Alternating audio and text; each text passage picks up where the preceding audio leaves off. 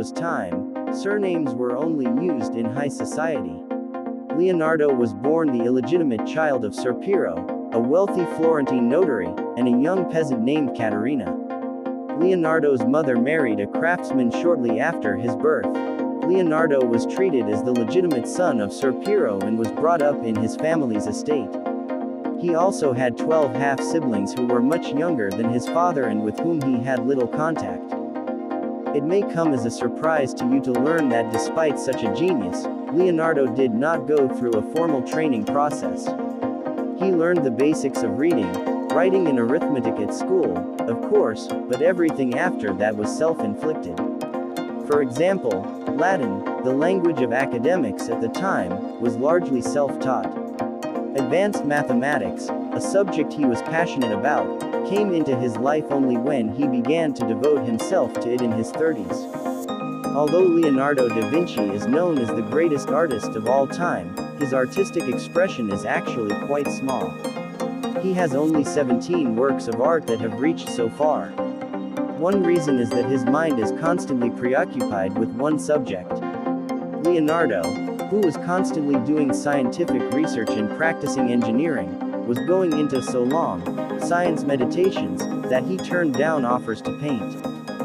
As was common at the time, Leonardo began his artistic training as a teenager. Thanks to his father's reputation, he started working as an apprentice in the studio of the respected artist Andrea del Verrocchio at the age of 15. Here he learned not only the basics of painting and sculpture, but also engineering and technical arts. Technical arts include subjects such as chemistry, drawing, metallurgy, and metalworking. Also working in Antonio Palaiolo's studio, Leonardo was accepted into Florence's Painters Guild at the age of 20, but spent the next 5 years under Verrocchio's tutelage. After the age of 25, he continued his life in his own studio. Leonardo da Vinci's hunger for knowledge also extended to the human body. He did not content himself with examining what already existed and deepened his knowledge by performing autopsies on as many as 30 people in hospitals in Milan, Florence and Rome. His passion for anatomy grew so much that it became his own field of study, regardless of how it affected his artistic work. From an early age he was not only interested in the structure of anatomy, but also began physiological research.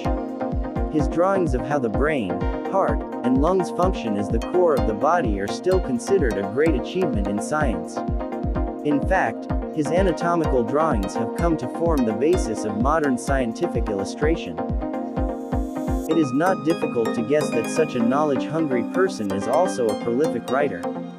Most of Leonardo's notebooks are in leading institutions such as the British Library and Victoria Albert Museum.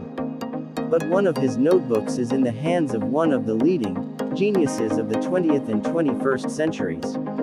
Leonardo's notebook, Codex Hammer, also known as Codex Leicester, was purchased by Bill Gates for $30.8 million.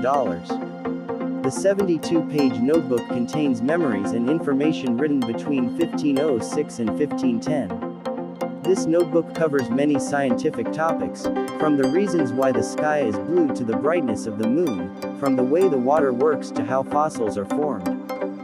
Leonardo is known for iconic works of art such as the Mona Lisa and the Last Supper, but unfortunately he never quite finished his greatest work to present to humanity. In 1482, Leonardo left Florence for Milan for a huge equestrian statue honoring Francesco Sforza. When this statue was completed, it would be larger than the other two equestrian statues of the Renaissance made by Donatello and Leonardo's former mentor, Verrocchio. It would be over 16 meters tall and would be made by order of Sforza's son, the Duke of Milan. Leonardo worked for 17 years on the project, nicknamed Gran Cavallo. 12 years later, in 1493, a clay model of the statue was exhibited, and Leonardo da Vinci began working on detailed plans to cast it in bronze. Unfortunately, the metal that was to be used for the statue was used to manufacture cannons and weapons, as the threat of a French invasion was imminent. When the Duke was overthrown in 1499 and French troops occupied the city, this statue that would become one of the greatest monuments of the Renaissance was stolen from us humans. After the equestrian statue incident, Leonardo made a deal with Cesare Borgia, son of Pope Alexander VI. Cesare was the commander-in-chief of the papal army and was known for his brutal methods of maintaining control. Leonardo spent 10 months as a senior military architect and general engineer. In this process, he created projects that laid the foundations of today's tanks and helicopters. He also drew many city plans and topographic maps that shed light on modern cartography. When Leonardo was 60 years old, he had to leave Milan due to political turmoil.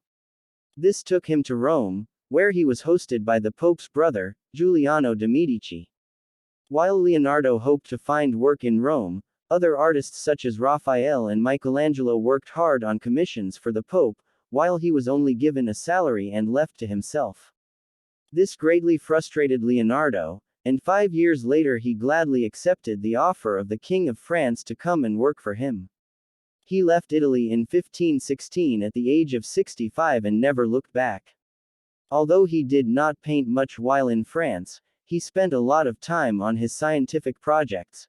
He died just a few years after arriving in France and was buried in the collegiate church of Saint Florentin at Château d'Amboise. Unfortunately, the church was damaged during the French Revolution and was demolished in 1802. Tombs were also destroyed, making it difficult for historians to know where Leonardo da Vinci's tomb was located.